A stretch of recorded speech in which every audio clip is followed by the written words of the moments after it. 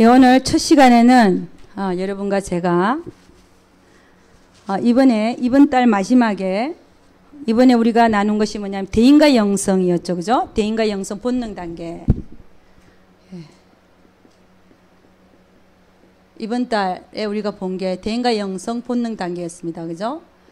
그래서 우리가 대인과 영성 본능 단계 정의 또 특징, 훈련 이런 걸 다 마쳤어요. 그래서 오늘은 훈련하는 면에 있어서 자아 파쇄에 대해서 한번 먼저 보도록 하겠습니다. 첫 번째는 자아 파쇄에 대해서 보고 두 번째는 영적 실제의 삶에 대해서 한번 보도록 하겠습니다.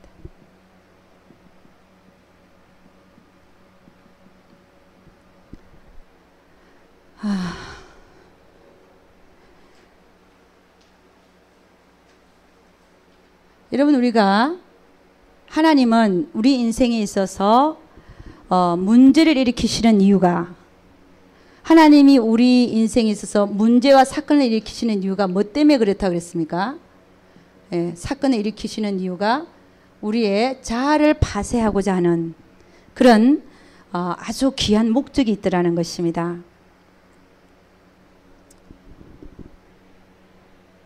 모든 문제와 사건 속에는 하나님이 우리를 깨뜨리시려고 하는 거룩한 목적이 있더라는 것입니다. 거룩한 목적. 그래서 여러분, 우리가 하나님을 잘 모르면 하나님을 아는 지식에서 자라가야 되는데, 하나님을 잘 모르면 우리는 어떻게 합니까? 문제와 사건만 문제가 해결되고, 그죠? 해결함을 받고 사건도 잘 해결되면 그것으로서 끝이라고 생각하잖아요. 하나님은 이런 문제와 사건을 허락하시는 이유가 문제 발생시켜서 해결시키고 또 문제 발생시켜서 해결시키고 이것 때문에 주시는 이유가 아니라 오직 하나님의 목적은 그 문제와 사건을 통해서 우리를 깨뜨리시려고 하는 목적이 있더라는 것입니다. 그래서 여러분, 영성훈련을 받는 여러분들은 어디에 초점을 맞춰야 되냐면은 문제 해결보다는 하나님이 이 사건을 통해서 나의 무엇을 깨뜨리려고 하시는가, 이걸 봐야 된다는 거예요. 나의 무엇. 아직도 나에게 남아있는, 우리는 우리가 괜찮은 자라고 생각하잖아요. 그러나 우리보다도 훨씬 더 정확하게 알고 계시는 하나님은 아직도 나에게는 무언가가 아직도 덜 돼가지고 하나님 보시기에 그것 때문에 쓰임받지 못하는 그런 것 때문에 하나님 반드시 이거를 내려놓기 원하시더라는 것이. 그러니까 아직도 나의 무엇을 내려놓기를 원하는가를 봐야 된다는 것이죠. 그래서 모든 문제와 사건은 누굴 위해서 터지냐면은 나를 위해서 터진다라고 받아야 됩니다. 이게 훈련이라는 거죠. 나를 위해서. 그 문제 때문에 내가 재정적인 문제, 예를 들어서 재정적으로 물질적으로 좀 손해를 봤다. 이게 문제가 아니라, 이런 게 문제가 아니라 그 사건이 나를 위해서 터졌는데 하나님이 재정적으로 물질적으로 손해본 거는 사실은 조금이에요.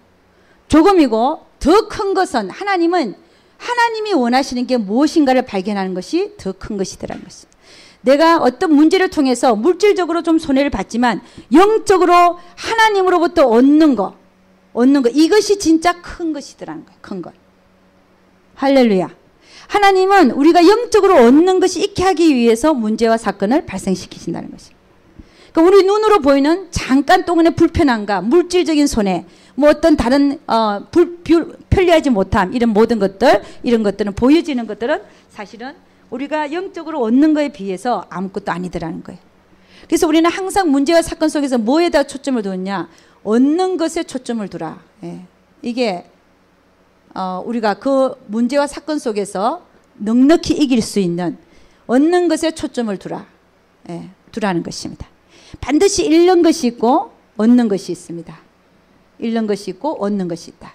근데 우리가 초점을 둬야 될 것은 얻는 것이어야 된다는 것입니다.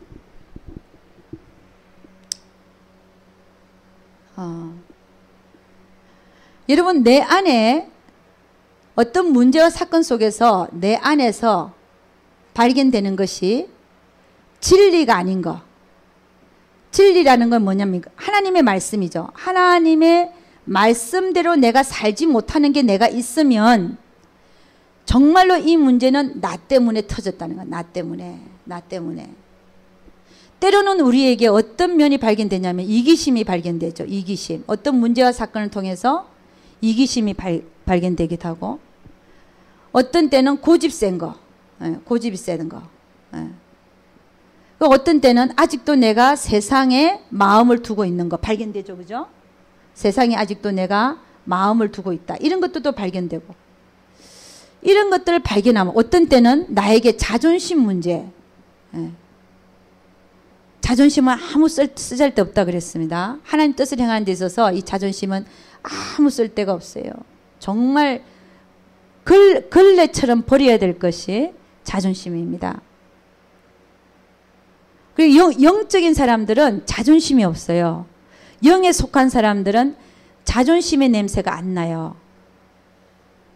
자존심이 없습니다. 그래서 여러분, 우리는 내 안에서 진리가 아닌 것들이 발견될 때 우리는 이것을 이게 얻는 것이지요. 우리가 그것을 발견해서 하나님 앞에서 감사하고 그리고 하나님, 제가 이것을 처리하겠습니다. 제가 이것을 버리겠습니다. 라고 얘기를 하는 것이지요. 여러분, 하나님은 우리 인생에서 두 가지 길을 우리에게 허락하십니다. 첫째는 우리를 주관적으로 역사하고 계시고, 우리 인생에는 두 가지 길로 하나님 역사를 하시더라는 거예요. 첫째는 주관적으로 역사하시고, 두 번째는 객관적으로 역사하시더라는 것입니다. 이게 모든 개인에게 해당되는 말입니다. 예수 믿는 자 모든 자에게 하나님은 그를 주관적으로 다루시고 또 객관적으로 다루시더라. 그럼 하나님께서 우리를 주관적으로 다루시고자 하는 것이 뭐냐면 하나님의 하나님의 성품에 닮아가라고. 예. 즉 거룩함에 참여하라고. 참여되기 위해서 하나님은 우리를 주관적으로 다루어 가시죠. 모든 고난과 환난과 연단을 통해서 하나님은 우리가 하나님의 성품을 잊기를 원합니다. 이것이 주관적으로 그 사람을 만들어 나가는 과정이라고 말할 수 있겠습니다. 그래서 결국은 이 주관적으로 역사를 이제 하게 되면 우리 안에 하나님의 나라가 이루어지죠. 하나님의 나라. 여러분, 우리 안에 하나님의 나라가 이루어지려면은 나를 철저히 비우지 않고는, 그죠? 나를 철저히 비우지 않고는 결코 우리는 하나님의 나라를 내 안에 이룰 수가 없습니다. 우리는 하나님 앞에 나아가서 뭐라고 하면 하나님, 내 잔을 채워주시옵소서. 근데 그 잔이 비워져 있어야, 깨끗이 비워져 있어야 하나님으로 체험을 받는데, 내 잔이 비워지지 있지 않은 상태에서 하나님을 채울 수가 없더라는 것입니다. 그럼 왜 나에게는 하나님이 채우고 들어오지 아니하시나? 그 이유가 내 안에 아직도 내가 너무 많기 때문입니다. 그래서 늘 우리는 하나님 앞에서 늘 비우고 하나님으로 채우는 훈련을 해야 된다는 것입니다. 객관적으로 역사한다는 건 뭐냐면 우리가 주관적으로 우리가 만들어져서 우리가 하나님의 나라에 참여하는 거죠. 하나님의 나라에 참여. 네. 하나님 나라에 참여한다. 여러분, 우리가 주위에 보니까 아직도 하나님 나라에 참여할 구석이 참 많더라고요. 우리 너무나 크게 생각하는데, 너무 크게 생각한다.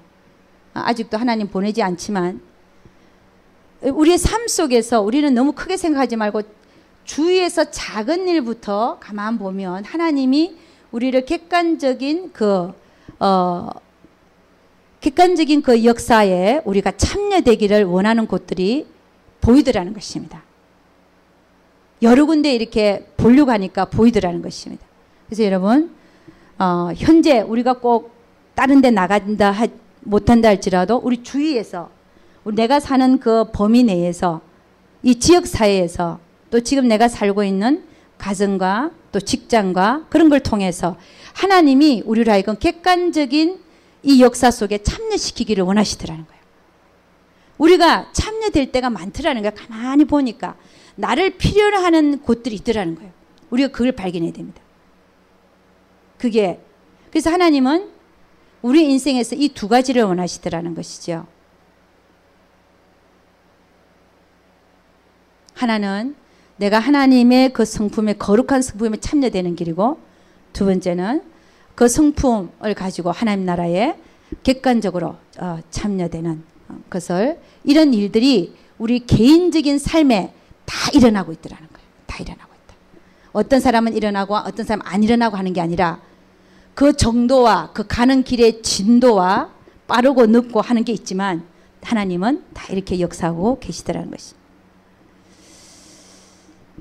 그래서 여러분, 우리는 자아를 파쇄하기 위해서는요, 자아를 파쇄하기 위해서는 뭐가 먼저 필요하냐? 자기를 발견해. 자기를 발견하라. 여러분, 신앙생활을 수십 년을 해도 자기를 못 보는 사람이 많아요. 그 참 희한해. 소위 신앙이 좋다고 하는 사람들도요, 자기를 못 보고 남 얘기만 하고 앉아있어. 남 얘기만. 여러분, 남 얘기만 하고 앉아있는 사람들은 자기를 못 보는 사람들이에요. 그건 딱 보면 알아요. 남 얘기로, 남의 얘기로 시간 때우는 사람들. 그래야 안 그래요? 이 사람들이 자기를 볼 수 있는 사람들입니까? 못 보는 사람이에요. 근데 그 누가 하냐? 20년, 30년 신앙생활 착실한 사람도 요짓하고 앉아있어요. 시간을 남 얘기하는 걸로 보내는 거야. 수군거리고, 있지도 않는 얘기들, 풍문으로 누가 지어낸 얘기들 계속 해가면서, 결국 뭐예요? 자기들이 잘났다는 거야. 이게 뭐예요? 남 얘기하는 거는 자기들보다 못하다는 걸 얘기하는 거잖아. 에? 자기들이 잘났다는 거야. 이게 진리입니까? 하나님이 이게 진리예요? 진리는 성경의 말씀이 진리거든요. 남을 나보다 낮게 여기라 그랬어요. 우리는 항상 남을 위해서 기도하는 자리, 그런 자리에 있어야지. 남을 나보다 낮게 여기는 이것이 진리지. 항상 그 마음속에 자기들이 항상 잘났고 남 얘기하고 앉아있고, 이런 사람들은 항상 그 사람들의 그 마음속에는 비진리, 하나님의 말씀대로 살지 못하는 그런 어리석은 삶을 살고 있더라고요. 그럼 신앙적으로 승리하는 사람이 누가 승리하냐? 자기를 잘 아는 사람과 하나님을 잘 아는 사람, 요 두 개. 남을 잘 알 필요가 없어요. 남은 사랑의 대상이에요. 내가 할 거는 사랑밖에 없고 섬기는 대상이지, 내가 그들을 씹고 수군거리고 내가 그들보다 잘났다는 것을 얘기하기 위해서 남의 얘기를 계속하고 앉아있고, 이런 어리석은 어린애 같은 그런 모습으로 20년, 30년 신앙생활에도 그 자리에 앉아있다면 그 문제가 아주 심각한 거예요.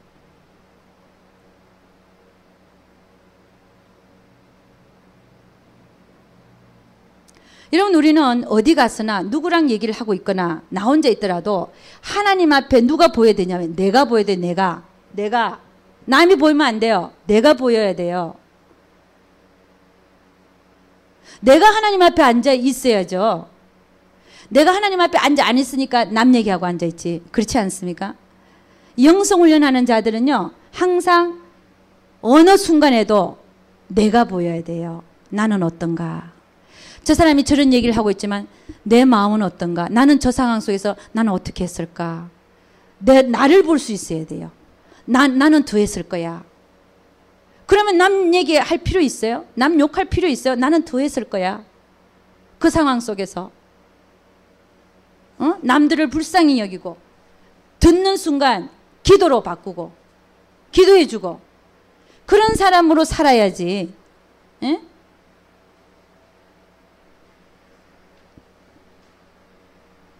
그래서 여러분, 자아를 파쇄하기 위해서는요, 자아 파쇄는 왜 합니까? 비우기 위해서 하는 겁니다. 비우기 위해서. 내가 내 자아를 비워내야 주님이 그 안에서 온전히 역사하는 것이 바깥으로 드러나죠. 주님은 우리 자아의 껍질에 쌓여가지고 우리 안에는 계시지만 나타나지 못하는 이유가 우리 자아의 껍질 때문에 바깥으로 나오시지를 못하는 것.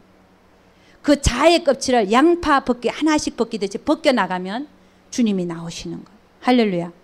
나를 통해서 주님이 살게 된다는 말이죠. 그래서 자아파쇄하는 이유가 거기 있단 말입니다. 자기를 발견해라. 모든 문제와 사건 속에서 남 얘기할 필요 없는, 모든 문제와 사건 속에서 상대방이 얼마나 틀렸나를 얘기할 것이 아니라 모든 문제와 사건 속에서 나를 보라는 겁니다. 나를 보면 반드시 나에게 이유가 있어요. 왜 그 사건이 터졌는지. 그걸 발견해내는 겁니다. 모든 문제와 사건을 나를 위한 사건으로 받고, 첫째, 발견하기 위해서는 들어가게 하라고 그랬죠. 들어가기. 예, 들어가기. 왜 나에게 자꾸 짜증이 나는가? 짜증. 삶에 짜증이 나고 감사가 안 나온다. 왜 그런가? 이거 봐야죠. 내 안에 뭐가 있나? 아직 하나님 앞에 순종하지 못하는 게 있다. 이런 게 나오죠. 조급함이 있다. 하나님을 기다리지 못하는 게 있다. 이런 게 나오죠. 그 다음에요. 화가 나면 왜 화가 나는가? 왜 이 상황에서 화가 나는가? 봤더니 내가 대접을 못 받고 무시당하니까 화가 나더라. 그러니까 이게 뭡니까? 내 안에는 비진리가 뭡니까? 대접받고자 하는 비진리가 있는 거죠. 섬김을 받고자 하는 마음, 내가 남보다 낫고자 하는 마음, 이런 마음 때문에 화가 나는 거예요. 대접을 못 받으니까, 무시당하니까. 그럴 때에 내 안에서 뭐가 있는지를 보고서, 주여 그렇습니다. 내 안에는 아직도 남을 섬기는 것보다는 섬김을 받고자 하는 이 마음 때문에 오늘 이 사건이 터졌군요. 주여 감사합니다. 감사로 받으라 그랬죠. 감사. 발견이 되면 먼저 감사하라. 발견이 되면 감사하라. 그리고 감사하고서 주님 이것을 제가 버리겠습니다. 그렇게 하라 그랬어요. 그러니까 버리면서 감사하면서 나오게 하는 거죠. 두 번째 들어가서 그 다음에 나오기. 내가 발견한 것을 감사하면서 주여 내가 이것을 버리겠습니다. 고치겠습니다. 제 잘못이었습니다. 하고 받는 것입니다. 들어가기 나가기 하면서 우리는 내 안에 있는 못된 자아들을 하나씩 처리해 나갈 수 있기를 주의 이름으로 축원합니다. 여러분 여기 있는 사람들은 남는 시간에 남 얘기하는 사람들 없죠, 그죠? 남 얘기하는 사람들 얼마나 기가 막힙니까?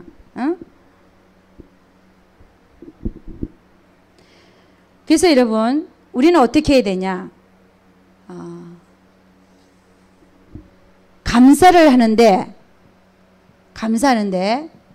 감사는 어떤데 우리가 가만 보면은 문제 터진 것에 있어서도 감사, 사건 터진 것도 감사, 환경이 조성된 것도 감사. 왜 그러냐?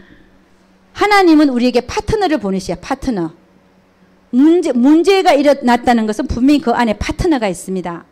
우리에게 대상이 되는 파트너들이 있죠. 파트너를 하나님은 우리에게 파트너를 보내셔서 나를 깨기를 원하더라. 깨기를. 그러니까 이 파트너는 내가 미워할 대상이 아니라 오히려 선물을 사줘야 될 대상이에요. 저는 제가 한번 책을 하나 선물한 적이 있습니다. 내 파트너에게. 잔느 기용책을 내가 하나 선물했었어요. 나를 너무 못살게 구는 괴롭힌 직장 상사한테 보니까 완전히 파트너로 붙은 거예요. 그래서 제가 잔느 기용이라는 책을 하나 사드렸어요. 그러고 나니까 제 마음이 많이 풀리더라고요.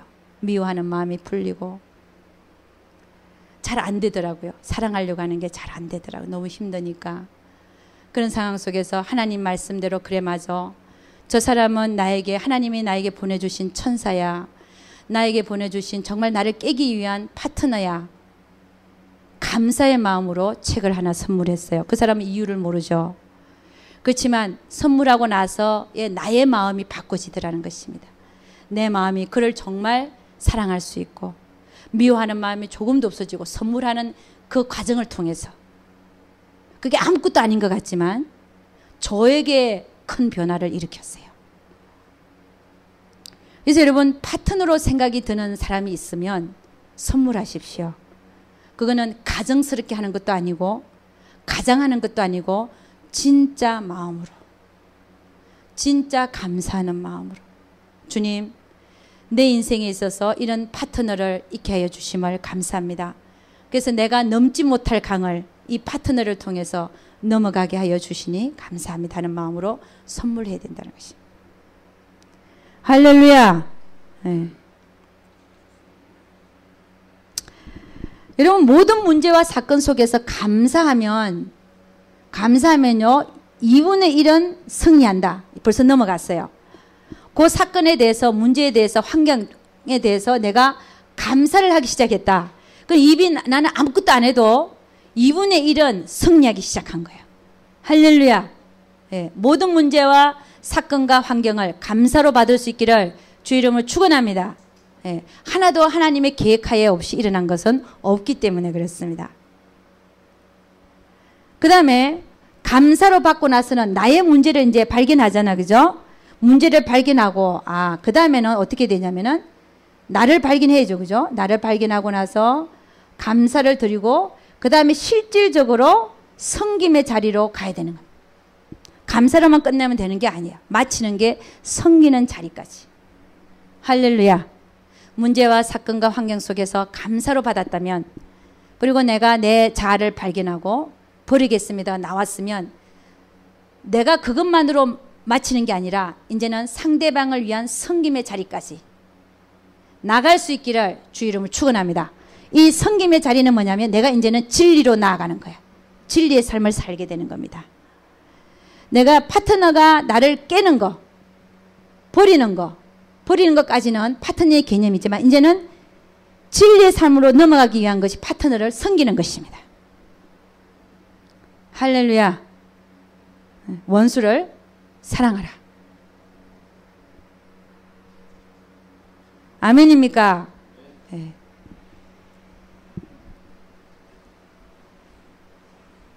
그 다음에 첫 번째는 자아파쇄에 대해서 오늘 우리가 한번 살펴봤어요.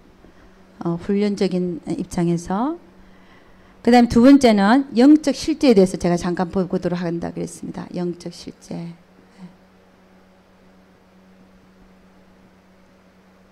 영적 실제에 대해서 우리가 데살로니가 전서 2장 9절에서 12절 말씀 한번 찾아보도록 하겠습니다.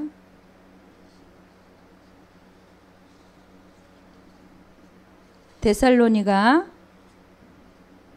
전서 2장 9절에서 12절.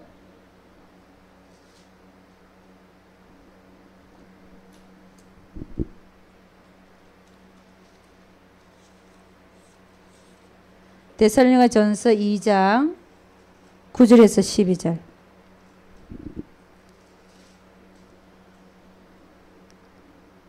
몇 페이지에 있습니까? 330페이지 있습니다. 9절에서 12절. 다 같이 시작. 형제들아 우리의 수고와 애쓴 것을 너희가 기억하리니 너희 아무에게도 누를 끼치지 아니하려고 밤과 낮으로 일하면서 너희에게 하나님의 복음을 전파하였노라. 우리가 너희 믿는 자들을 향하여 어떻게 거룩하고 옳고 흠없이 행한 것에 대하여 너희가 증인이요 하나님도 그러하시도다. 너희도 아는 바와 같이 우리가 너희 각 사람에게 아비가 자기 자녀에게 하듯 권면하고 위로하고 경계하노니 이는 너희를 부르사 자기 나라와 영광이 이르게 하시는 하나님께 합당히 행하게 하려 함이니라. 아멘.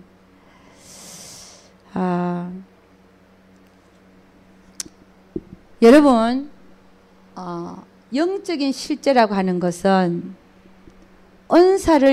은사가 나타나는 걸 보고 사람들은 신령하다, 신령한 사람이다라고 말할 수, 신령한 사람, 저 사람 참 능력 있고 신령한 사람이야 라고 말할 수 있을지 모르지만, 그러나 성경은 은사가 나타나는 자를 신령한 자라고 말하지 않습니다. 성경은 누가 신령한 사람이라고 얘기를 하냐면은 영적인 실제를 사는 자를 신령한 사람이라고 얘기하고 있습니다.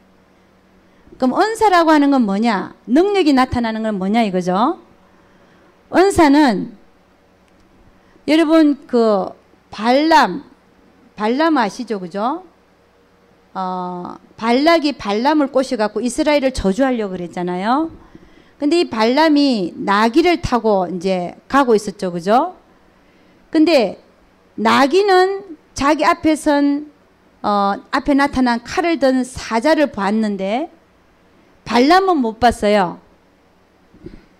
은사라고 하는 건 뭐냐면 나귀의 눈을 열어서 하나님이 일시적으로 하나님의 사자를 보게 하는 것. 이런 게 은사입니다. 그렇다고 해서 나귀가 발람보다 신령하냐, 나귀가 발람보다 나으냐, 그렇게 얘기할 수가 없다는 것입니다. 그럼 은사는 뭐냐? 하나님이 주권적으로 하시는 거예요. 하나님이 하시는 거예요. 그 사람은 아무것도 아니라는 거죠. 하나님은 나귀의 눈을 열어서도 하나님의 사자를 보게 하시더라는 거예요. 그러니까 은사라는 게 이런 거라는 거예요. 그러니까 은사가 나타난다고 해서 그 사람이 신령하냐? 그렇지 않다는 겁니다. 은사가 나타난다고 해서 그 사람이 예수님의 정말 제자냐? 아니더라는 거예요.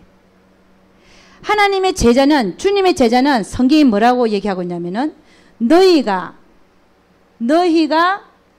서로 사랑하면, 이런 얘기를 하고 계셔요. 너희가 서로 사랑하면 이로써 모든 사람이 너를 내 제자인 줄로 알리라. 그러니까 주님의 제자는 이런 은사적인 능력, 이런 게 나타나는 것보다는 서로 사랑하는 거, 이것을 보고 모든 사람이 너희가 내 제자인 것을 안다는 것이에요. 은사가 많이 나타나고 능력이 많이 나타난 사람 중에서 사랑하지 않는 사람들 많죠. 그런 자들을 하나님은 제자라고 안 하실 수도 있다는 거예요. 물론 예수님들 제자 중에서 은사가 나타나고 할 텐데, 그러나 주님이 진짜 제자라고 말하는 그 초점이 어디 있는가, 그걸 잘 보라는 것이죠. 그래서 우리는 늘 영적 실제의 삶을 산다는 건 뭐냐면 은사보다는 예수님을 본받고자 하는 그런 거룩함에 참여하고자 하는 그런 추구가 있어야 된다는 것입니다.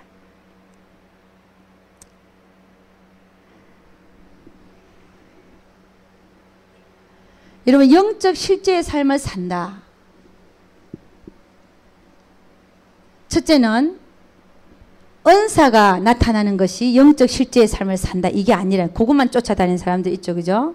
잘못된 방향으로 갈 수 있다는 겁니다. 그 다음에는 두 번째는요, 은사가 영적 실제의 삶을 살아주는 게 아니라는 것. 두 번째는요, 우리가 뭘 얘기하고 있냐면은 영적 실제의 삶에서 우리가 관상의 삶을 얘기할 수가 있습니다. 이 관상의 삶이라는 건 뭐냐면 요한복음 14장 21절 한번 가봅니다. 요한복음 14장 21절. 요한복음 14장 21절입니다. 빨리 가보도록 하겠습니다.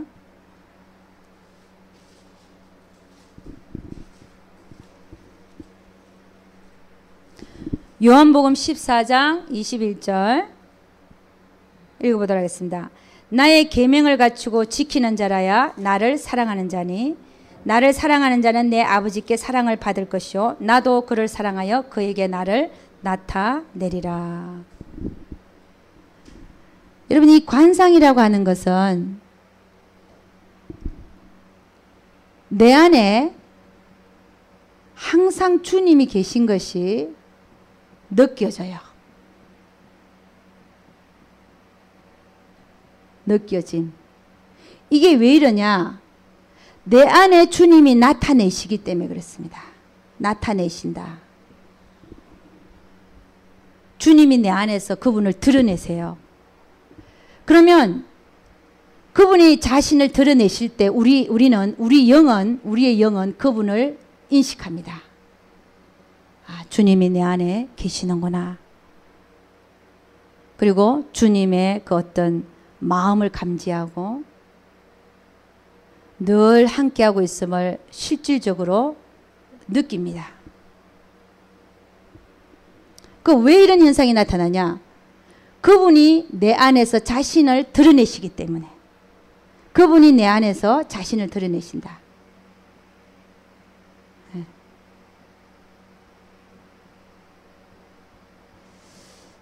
여러분, 이 관상의 삶이라는 것이 지금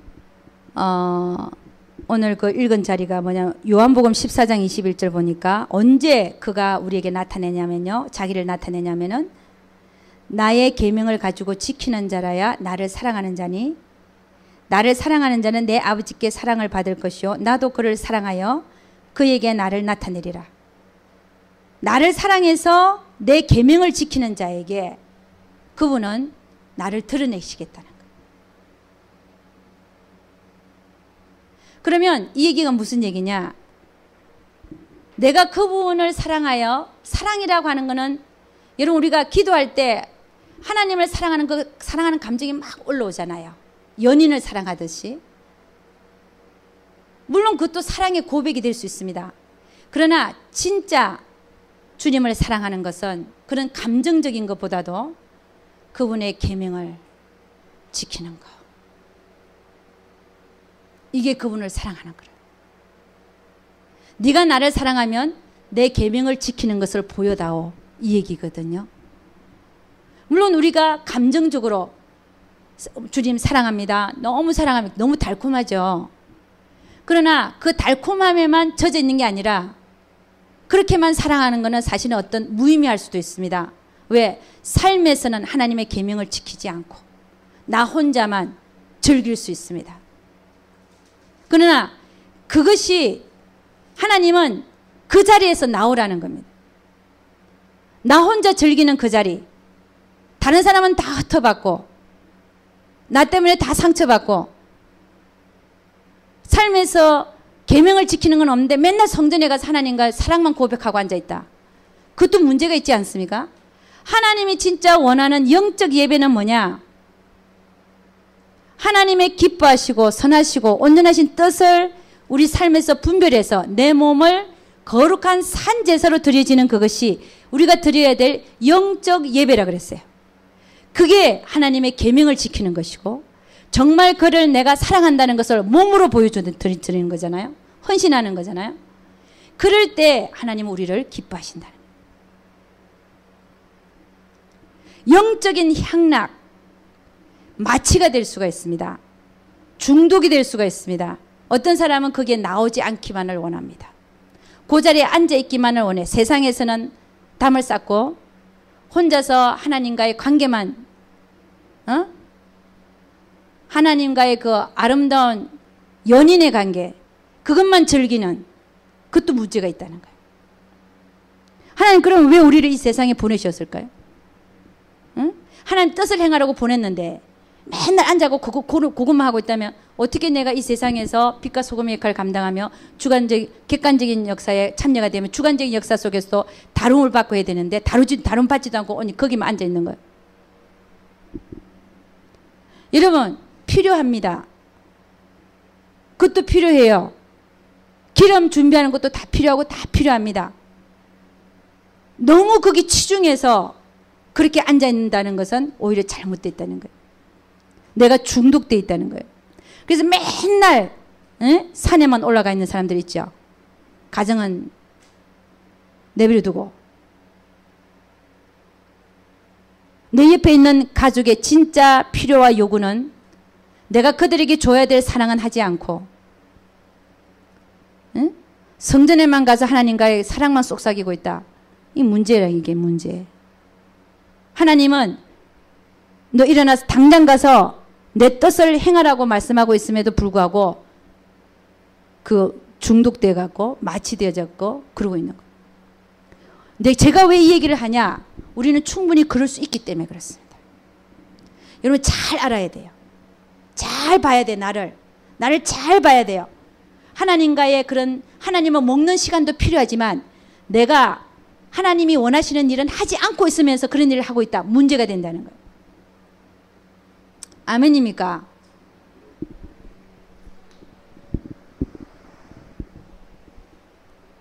그래서 여러분 하나님이 내 안에서 나타내신다.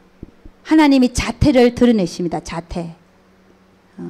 그분이 어떠하심을, 그분이 계심을 드러내십니다. 언제? 우리가 계명을 지킬 때. 저는요, 지금 우리가 계명을 지킬 때 하나님께서 나타나시고, 또 하나는 하나 더 말씀드리고 싶어요. 하나님이 처음에 우리를 사로잡으실 때, 제 경험입니다. 정말 처음에 첫사랑에 파묻혀가지고 정말 하루 종일 기도하고 방언으로 기도하고 그러면서 이렇게 다닐 때, 제가 아무것도 모를 때였어요. 사실은 성경에 대해서도 별로 모르고 하나님 뜻에 대해서도 별로 모를 그때였어요. 그렇지만 늘 기도하고 다닐 때 내 안에는 보여지는 주님의 형상이 있었어요. 늘 같이 다녔어요. 왜 그렇게 하나님은 저에게 그렇게 나타내 주셨는지 모르겠어요. 그게 한 4, 5년가량 됐어요. 4, 5년가량. 제가 걸어도 그분은 내 안에 계셨고, 앉아있어도, 그러니까 나는 혼자 사는 게 아니에요. 그게 그냥 느껴져요. 내가 가만히 있어도 내 안에 그가 계셔요. 그리고 나 혼자 사는 게 아닌 게, 이 세상은 나 혼자 지금 살아가는 게 아니고 그분이 지금 내 안에 계셔갖고, 내가 가끔 어떨 때는요, 그분의 머리카락까지 이렇게 뒷모습, 머리카락까지 바로 어깨에 손을 줄 수 있을 때까지 그렇게 나타내 늘 함께 하시고 그런 시기가 있었어요. 그러니까 이 책들을 읽어보면요, 하나님은 처음에 우리가 믿을 때에 한 수년간, 어떤 사람한테는 수일간이 될 수 있고 어떤 수달간, 어떤 사람은 수년간 이런 모습들을 드러내신다고 합니다.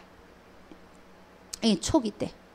그러나 지금 우리가 얘기하는 거는, 이 관상의 삶은 하나님께서 우리를 사로잡을 때 첫사랑 때 나타주는 이거보다도 지금 우리가 얘기하는 이 사랑은, 이 모습은 우리가 주님의 계명을 지킬 때 그분이 내 안에 함께 해주시는 거, 그분의 자태를 드러내시는, 약간의 그 모양도 틀리고 맛도 틀리고 이게 나타나는 그 경우가 틀리잖아, 그죠? 맛도 틀리고 또 질도 틀리고 그런 면이 있습니다.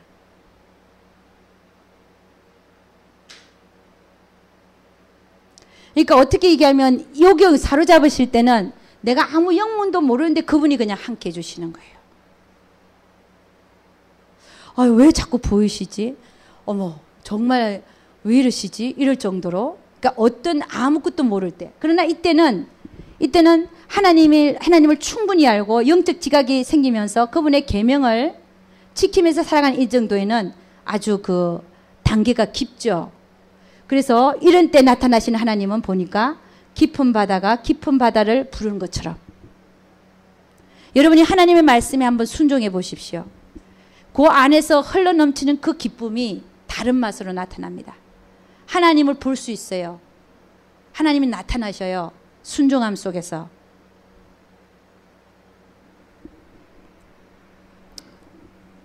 그래서 이거를 우리가 다른 분들 이렇게 하나님이 늘 내 안에서 이렇게 나타내 주시고 서로 대면해서 사는 것처럼, 그러니까 그분이 자꾸만 인식되어지는 삶이 관상의 삶이다.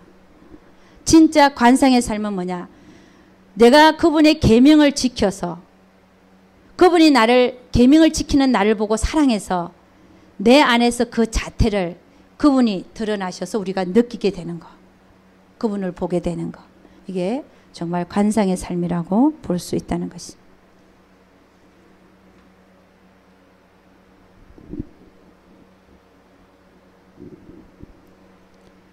그래서 여러분, 관상의 삶을 어떻게 하면 우리가 살 수 있냐? 계명을 지켜라. 계명을 지키면 됩니다. 그러면 주님은 절로 나타나십니다. 할렐루야.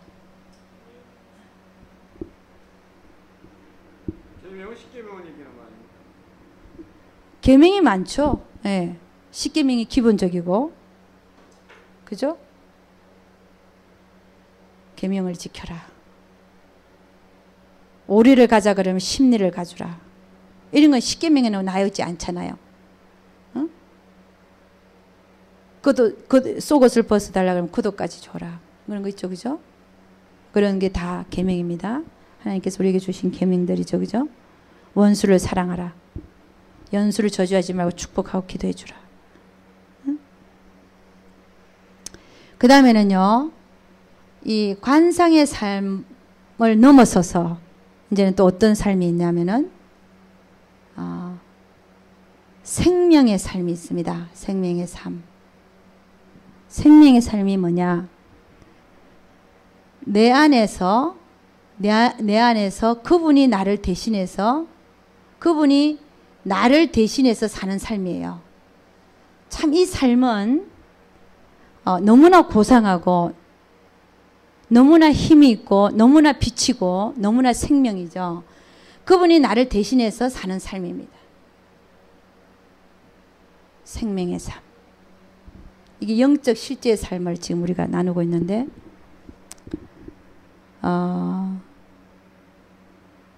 요한복음 14장 22절에서 23절 말씀 한번 읽어보도록 하겠습니다. 요한복음 14장 22절에서 23절. 네.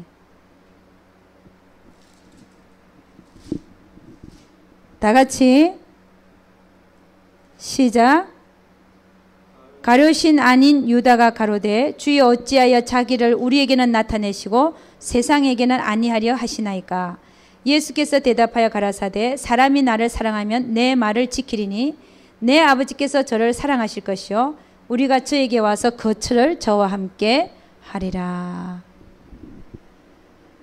여러분, 거처를 우리가 와서 그에게 와서 거처를 삼는다는 거예요. 거처를 삼는다. 그 얘기가 무슨 얘기냐면 우리 안에 들어와서 사신다는 거죠. 들어와서 사신다. 들어와서 사시는 거죠. 사시는 거는 뭐냐면 관상하고는 조금 의미가 좀 틀려요. 우리 서로 바라보고 사는 거고 이게 그분을 느끼는 거고, 이거는 들어와서 사시는 건 뭐냐면 실질적으로 산다 말이에요. 예수님이 삼위일체 하나님이 우리 안에 들어오셔서 실질적으로 삶을 사시는 거. 누굴 통해서? 나를 통해서. 나를 통해서. 누구에게요? 나의 명령을, 내 말을 지키는 자들에게. 내 말을 지키는 자들에게 그 삼위일체 하나님이 들어오셔서 그를 통해서 직접 내가 삶을 사시는 거예요. 나를 통해서 사는 거예요. 우리를 통해서 사시는 삶. 이게 생명의 삶이라는 것입니다.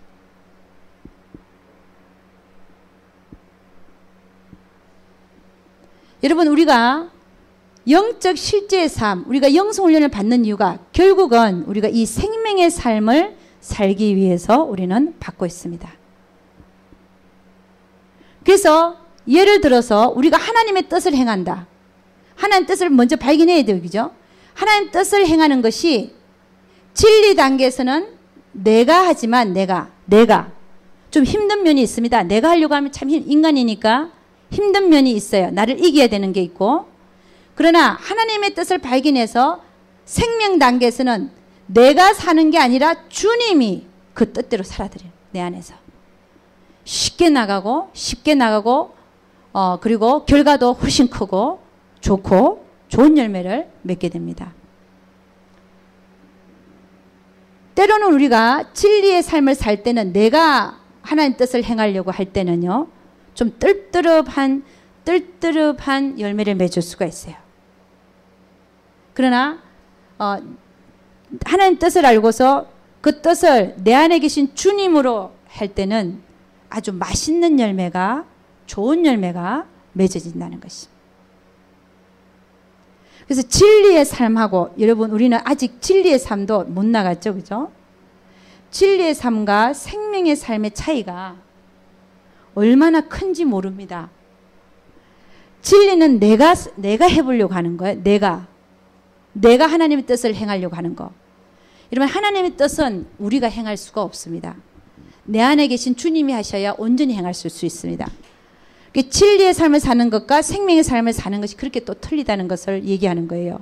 우리는 아직도 진리의 삶, 내 몸을 쳐서라도 복종하는 삶까지도 못 나가고 있다면, 우리 그게 이제 목표죠. 처음에는 본능의 삶을 살다가, 그 다음에 하나님이 개입하는 윤리 단계, 이럴 때 이렇게 살다가, 그러니까 영으로 사는 것이 50%, 육신으로 사는 것이 50% 살다가 이제 진리 단계로 가면, 진리 단계 가면 억지로라도 내가 하나님의 뜻에 내 몸을 쳐서 복종이 하는 거잖아요. 순종이라기보다는 복종이죠. 그래서 얻는 결과는 생명의 삶에서 얻어지는 결과하고는 또 천지차이더라는 거예요. 그러니까 여러분의 첫째 목표는 뭐예요? 첫째는 진리의 사람이 되어져야 됩니다. 윤리적인 삶에서 빨리 진리 단계의 삶을 따라가야 되고, 진리 단계에 온 사람은 하루속히 생명의 삶으로 나아가기 위해서 그 추구와 열정과 노력을 하지 아니하면 안 되더라는 것입니다.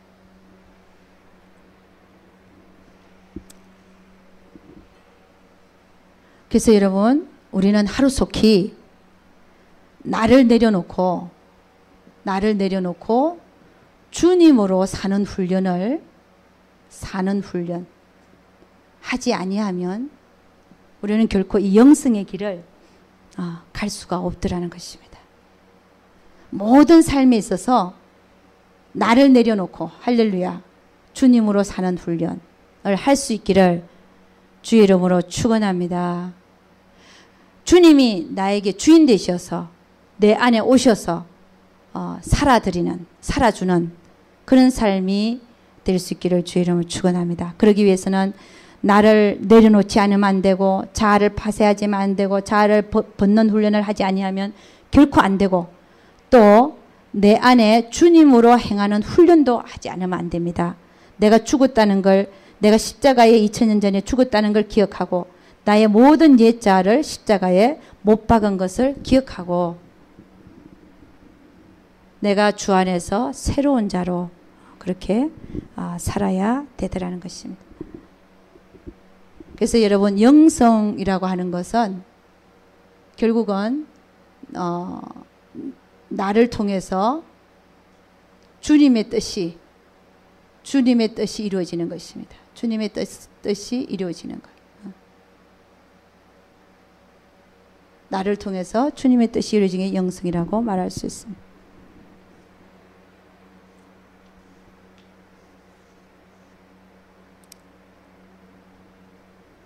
그래서 여러분, 언제든지 내 안에서 어떤 죄가 보인다. 내 안에 죄가 보인다.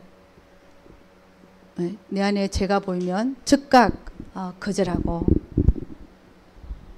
주님을 내 안에 넣어서 사는 여러분과 제가 될 수 있기를 주의 이름으로 축원합니다. 기도하겠습니다.